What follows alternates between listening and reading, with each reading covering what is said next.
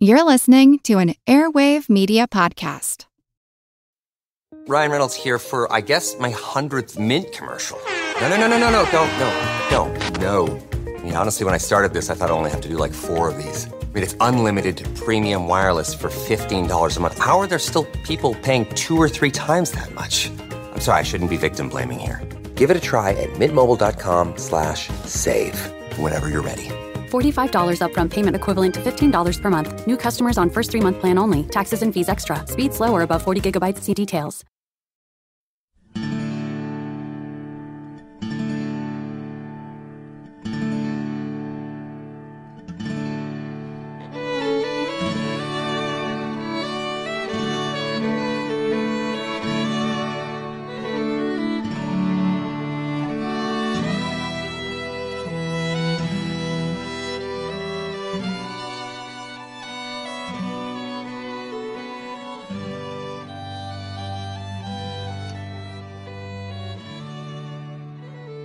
Hey everyone, thanks for tuning in to episode number 471 of our Civil War podcast. My name is Rich. And I'm Tracy. Hello y'all, welcome to the show. As you guys will recall, by the end of the last episode, the Federals' Red River expedition was about to run into trouble with a capital T, as Generals Nathaniel Banks and William Buell Franklin were going to stumble into the Battle of Mansfield on Friday, April 8th, 1864. On that day, Confederate Major General Richard Taylor was ready for the Yankees, thanks to the time bought for him by Tom Green's Texas Cavalry. After his frustrating meeting with Department Commander Kirby Smith on April 6th, Dick Taylor had taken advantage of Smith's failure to issue specific orders, and Taylor had taken matters into his own hands to prepare for the coming battle. At their meeting, Taylor had been appalled at Kirby Smith's lack of resolve about how to confront the Federal column. During the first week of April, even before their meeting, as Kirby Smith had vacillated, Taylor wrote to him concerning the need to do something. Quote, "Action, prompt, vigorous action is required. While we are deliberating, the enemy is marching." After his frustrating meeting with Kirby Smith at the village of Mansfield, Taylor, who was determined to seize the initiative, decided to ignore his superiors' waffling and go ahead and prepare to confront the Yankee column before Banks reached Shreveport. And so on April 7th, the day after meeting with Kirby Smith, Taylor rode south on the road to Pleasant Hill and found Tom Green and his Texas Cavalry annoying the Yankees. After seeing that the head of the enemy column had halted at Carroll's Mill, Taylor rode back the 17 miles to Mansfield. He told Green to fall back while harassing and delaying the Federal advance as much as possible until Green reached the battlefield where Taylor had chosen to confront the Yankees. Taylor planned to give battle the next day, and the spot he had chosen for the fight was a large clearing in the seemingly endless pine forest at Honeycutt Hill, several miles south of Mansfield. After returning to Mansfield on the evening of April 7th, Dick Taylor began issuing orders. And to cover himself, at 9 p.m., he also sent a courier riding north to Shreveport with a message for Kirby Smith.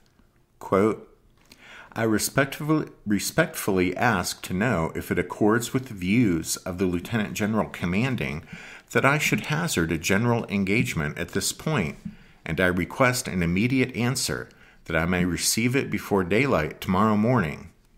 Well, Taylor knew it was highly unlikely he would actually receive a reply before daylight the next morning.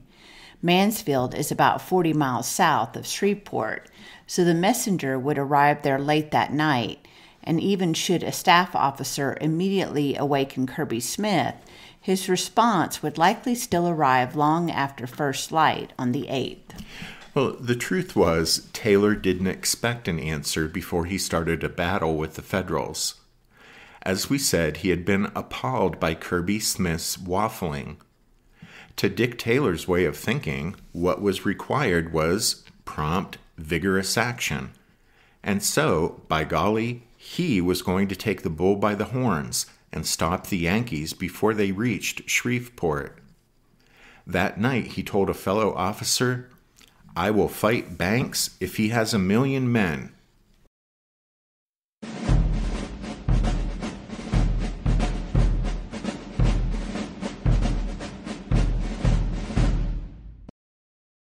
Having selected his battlefield at 20 minutes to 10 on the morning of the 8th, Taylor sent another message to Kirby Smith saying, quote, "I consider this as favorable a point to engage the enemy as any other."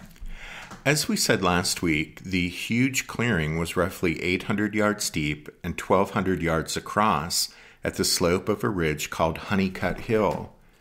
The open area formed a giant L with the long axis running east-west and the short axis running north-south. The stagecoach road leading to Mansfield and then to Shreveport ran through the clearing from southeast to northwest. Taylor wanted his men with the woods at their backs, so he positioned his battle line on the far side of the clearing, from the point where the Federals would enter it. His line, following the contour of the L, ran for 3 miles.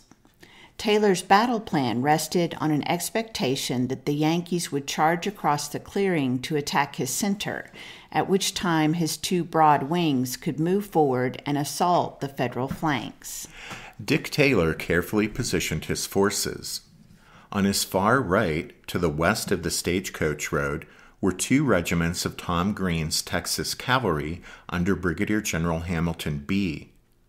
To their left were 2 brigades of Texas Infantry, led by Brigadier Generals William Dirty Shirt Scurry and Thomas Wall from Major General John Walker's division. Between them was an artillery battery, and another battery was positioned on both sides of the road. Here, the L turned east, with a third of Walker's brigades, this one led by Colonel Horace Randall. Next in line were the Texas and Louisiana troops under Brigadier General Alfred Mouton. Positioned on Randall's left was the brigade led by Brigadier General Camille Polignac, and to his left was a brigade commanded by Colonel Henry Gray. An artillery battery in front of Mouton's troops were the closest Confederate guns to Honeycutt Hill and the point where the first Federals would enter the clearing. To the left of Mouton, and separated by several hundred feet from the rebel infantry, was the majority of Tom Green's Texas Cavalry. The horsemen were the last to arrive on the battlefield and were positioned to guard Taylor's most vulnerable flank. With the arrival and positioning of the Texas cavalrymen, Taylor's force was now complete.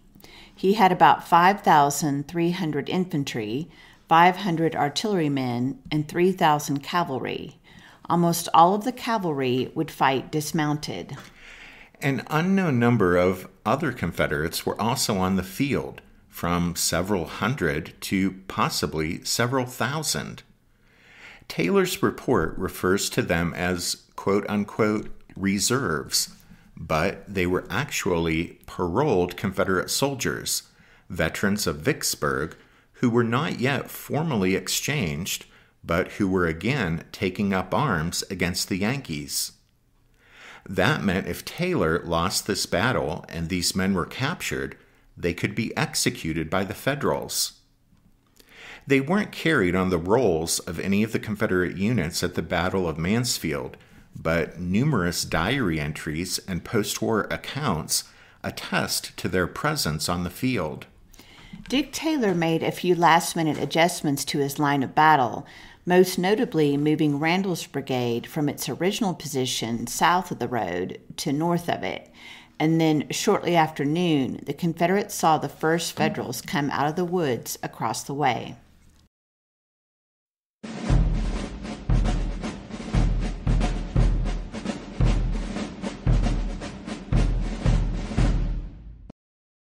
On the Federal side, Colonel William Landrum's small 13th Corps Division of 2 brigades had battled Tom Green's Texas Cavalry for 2 days.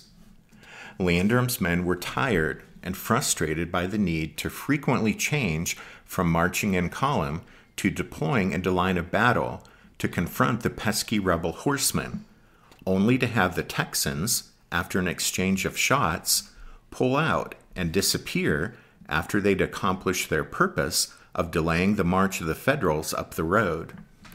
Now, shortly after noon on Friday, April 8th, Landrum and Union Cavalry Commander Albert Lee came out of the trees and saw a strong Confederate skirmish line on the near slope of Honeycutt Hill. Landrum had only one brigade on hand and wasn't sure what was on the other side of the hill behind the rebel skirmishers, so he sent back word and ordered his 2nd Brigade to come up. No sooner had he done that than he saw the enemy skirmish line pull back and withdraw over the hill. Aggravated by what seemed to be yet another example of the rebels' annoying delaying tactics, Landrum and Albert Lee rode forward, and upon reaching the hilltop, were amazed to see a strong force of Confederates deployed for battle on both sides of the road, blocking the way to Shreveport. Meanwhile, Nathaniel Banks, who was irritated at the constant starting and stopping, rode forward to see what was happening at the head of the column. As he left Franklin's side, Banks told him that unless there was heavy fighting, he would be back shortly. Franklin answered confidently, "There will be no fighting." Banks and his staff arrived at Honeycutt Hill at about 1 o'clock that afternoon. He found Lee's cavalrymen and Landrum's infantry involved in heavy skirmishing with the enemy. Albert Lee later testified before Congress that he told Banks, quote, "We must fall back immediately, or we must be heavily reinforced. I said the enemy must have 15,000 to 20,000 men there." Lee described how he and Landrum had their men deployed, and Banks approved, then told Lee that he would order the Union infantry back the column to move forward. Banks then sent a staff officer back down the column with a message for Franklin. Quote, "The commanding general desires me to say that the enemy are apparently prepared to make a stand at this point, and that you had better make arrangements to bring up your infantry and to pass everything on the road. The general will send again when to move. He thinks you had better send back and push up the trains, as manifestly we shall be able to rest here." Another message followed almost immediately, this one telling Franklin to begin moving forward as quickly as possible. That first message is astonishing, since it shows that Banks obviously didn't appreciate the situation. There was little urgency in Banks' instructions to Franklin, telling him to make arrangements to bring up the Union infantry, and that Banks would send another message when he wanted that movement to begin. And, apparently in anticipation of bivouacking for the night there in the large clearing, Banks even told Franklin to push the main wagon train up, with no thought that with a major fight brewing, moving forward the hundreds of wagons would block the road should there be a retreat. In any case, after being called forward, Landrum's 2nd Brigade finally arrived on the scene at about 3:30 that afternoon. He now had about 2,400 Union infantry on hand, and he placed his men more or less mirroring the Confederates' L-shaped line of battle. He positioned Captain Ormond Nim's Massachusetts Artillery Battery on the road, with Emerson's infantry brigade supporting it. Landrum's 2nd Brigade, led by Colonel Joseph Vance, took up a position behind a rail fence to the right of Emerson. Albert Lee placed Lucas's Cavalry Brigade on the right flank, facing Tom Green's Texas Cavalry, while Gold Lace Dudley's small brigade of horsemen was positioned on the Union left.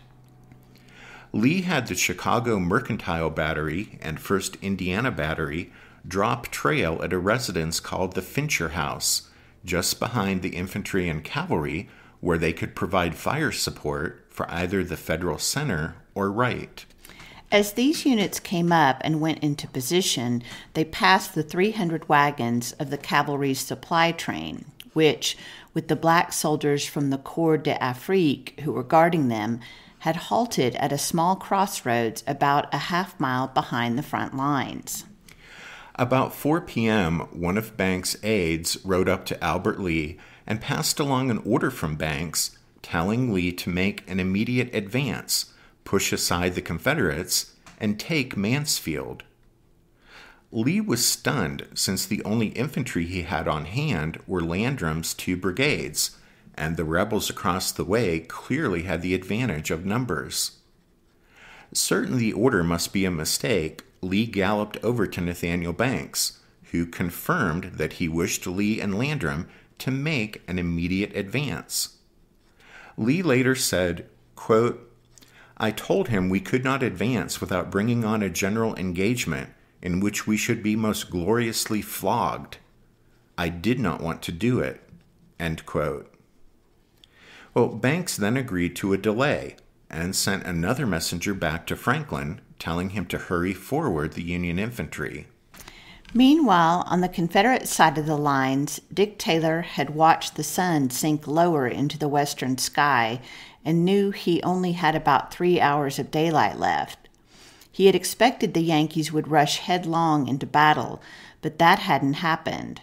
Now, with the afternoon slipping away, Taylor felt he had to act or lose the initiative, along with the daylight.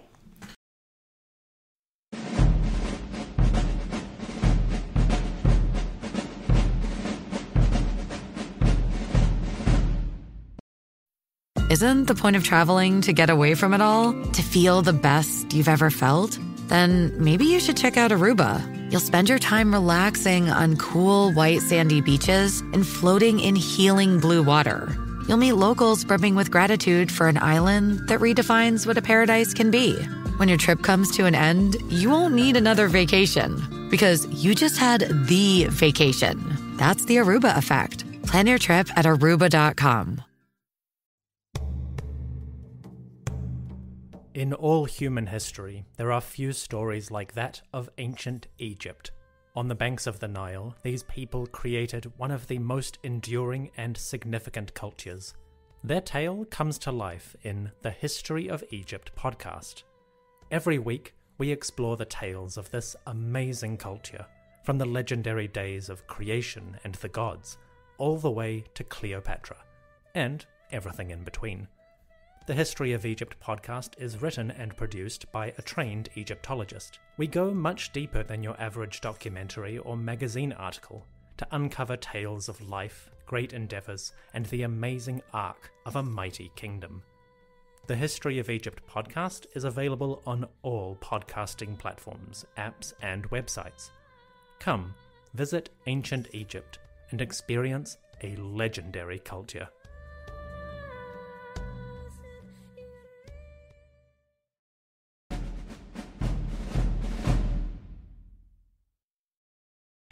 After Dick Taylor decided he had to act or he'd lose the initiative, there is some question as to whether he ordered Mouton to attack or told him to ready his units since the army would advance shortly. The question is important since Mouton moved out on his own, unsupported, instead of waiting for a general advance by the entire Confederate line.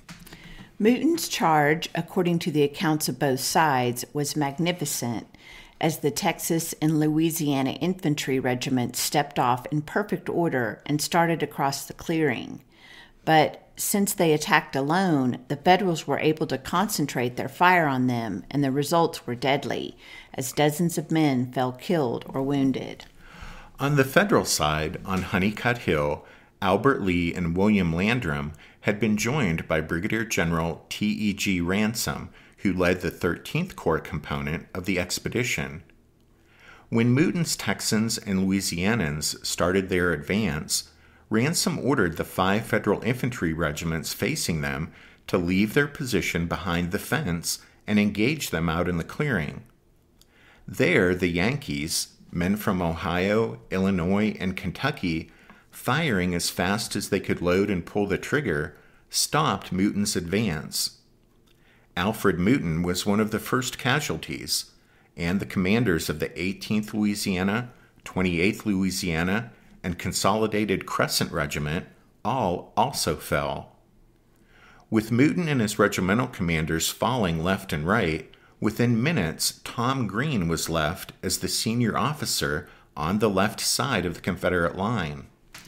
With Mouton's advance stalled and the fierce enemy fire pushing the Texans and Louisianans back a couple of 100 yards, Greene advanced his dismounted cavalrymen to threaten the right flank of the 5 Union infantry regiments that had come out to confront Mouton. Greene's advance also put pressure on Lucas's dismounted Union cavalry on the right of the Federal line. Dick Taylor, sitting his horse and smoking a cigar, watched as the left side of his line engaged the Federal right. He then ordered Walker to unleash his Texas infantry regiments on the Union left. The Texans, who had been watching the action develop on the other side of the battlefield, were anxious to join the fight, and they surged forward. The 67th Indiana was at the vertex of the L in the Federal line, to the right of Nim's battery, and one of the Hoosiers later wrote that the Texans charged forward, quote, like a cyclone, yelling like infuriated demons. The Texans hit the 67th Indiana like the proverbial cyclone. Then the 23rd Wisconsin, to the south across the road, also crumbled in the face of the irresistible onslaught. Ransom ordered the 83rd Ohio, holding the end of the line on the right, to move over to stabilize the unraveling left, but when the Buckeyes did so, they found that flank was already gone. Ransom then ordered the 83rd to fall back and support the Chicago Mercantile Battery. Ransom next ordered his adjutant, Captain Cyrus Dickey, to tell Landrum to withdraw the rest of his units to the same line as the 83rd Ohio, but Dickey was shot in the head and killed before he could deliver the message. So Landrum never got the word to fall back, and as a result, most of the right-wing regiments were cut off and forced to surrender as the entire Union line collapsed. Ransom tried to rally enough men to form a knot of resistance around the Chicago Mercantile Battery, but he was hit in the knee by shrapnel and was carried off the field. In 30 minutes of fighting, the Federal vanguard had been crushed. Ransom was out of the fight, and both of Landrum's brigade commanders, Emerson and Vance, had been wounded and captured. As the Federal forward position at Honeycutt Hill was collapsing, the first of the Union infantry reinforcements, 5 regiments led by Brigadier General Robert Cameron, was arriving on the scene to the rear of the Chicago Mercantile Battery. William Buell Franklin had ridden to the front along with Cameron's men, and as they deployed into line of battle behind the battery, Franklin assessed the situation and quickly realized there was little chance of reversing the disaster that was unfolding here at the front of the column. So Franklin sent word back to Brigadier General William Emory to form up his 19th Corps Division at the first good defensive position he could find to the rear and prepare to stop the rebels there. Emory, coming forward from 10 Mile Bayou, picked a spot about 3 miles south of Honeycutt Hill on a stream called Chapman's Bayou with a ridgeline behind it. There he waited. Meanwhile, at the front, as Cameron's 5 regiments finished getting into line of battle, they were hit by a flood of men rushing down the road and through the woods. Not Confederates, but fellow Yankees, the fleeing survivors of the collapse of the Honeycutt Hill position. A reporter for the Philadelphia Press newspaper described the scene, quote, "We found ourselves swallowed up, as it were, in a hissing, seething, bubbling whirlpool of agitated men." In the midst of the chaos and confusion, Franklin's horse was spooked, and he fell from the saddle and broke his left arm.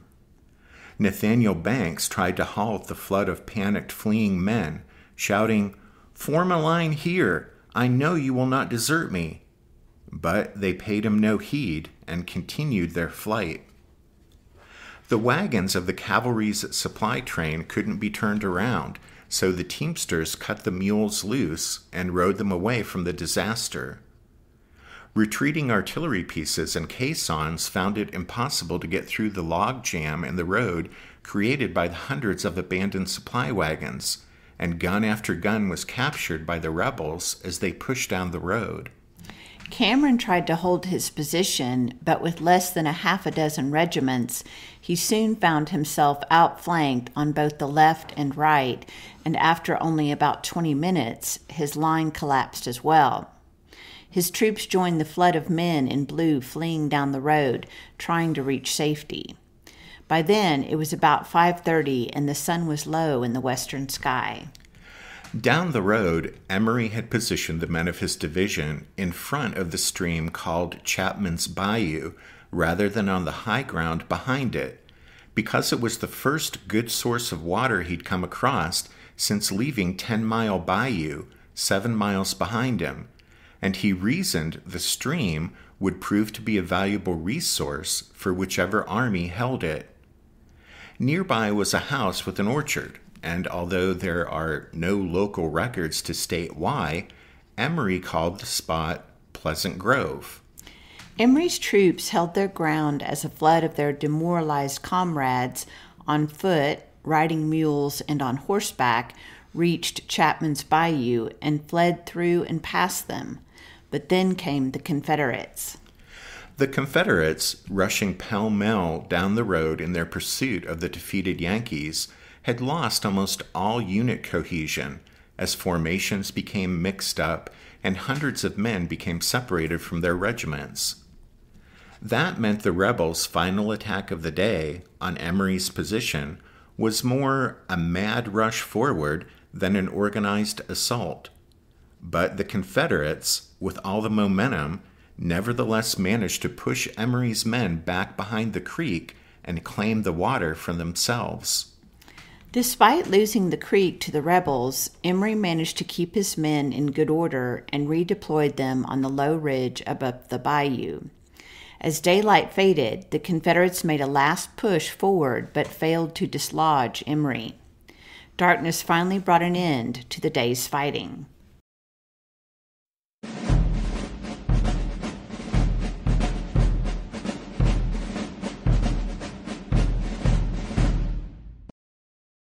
As the fighting was winding down, Dick Taylor received Kirby Smith's reply to his message from the previous evening.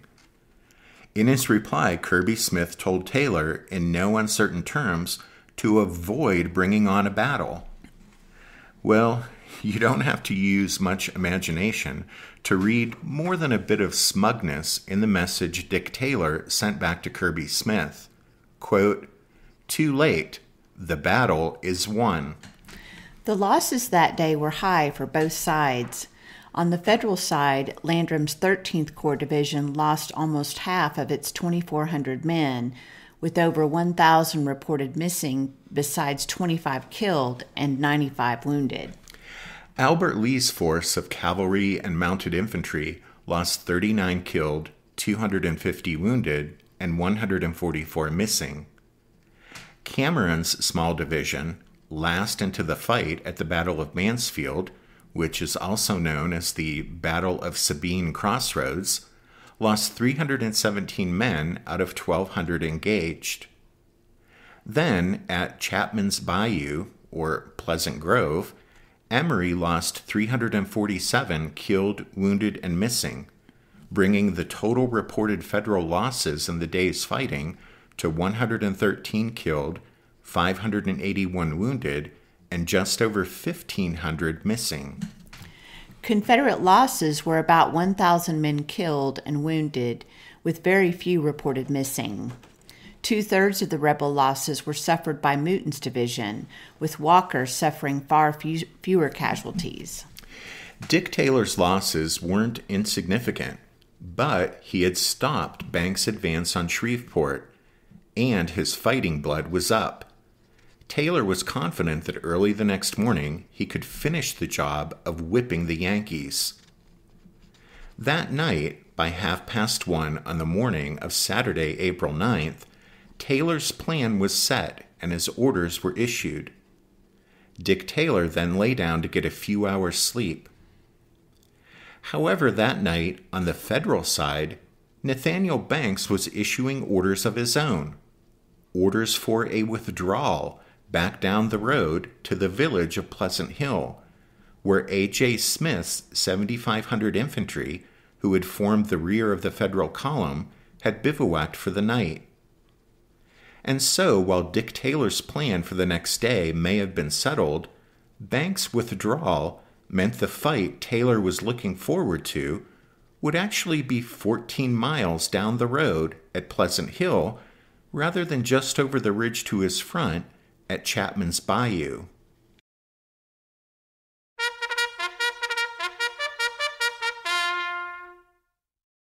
That means it's time for this episode's book recommendation, and our recommendation this time is Dark and Bloody Ground, The Battle of Mansfield and the Forgotten Civil War in Louisiana by Thomas Ayres. You can find a complete list of all of our book recommendations at the podcast website, which is www.civilwarpodcast.org.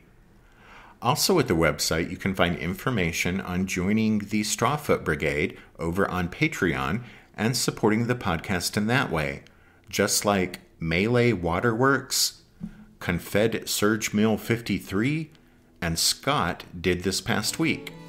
A big thank you to each of them, and also thanks to all of you for listening to this episode of the podcast. Rich and I hope that you join us again next time for the Battle of Pleasant Hill.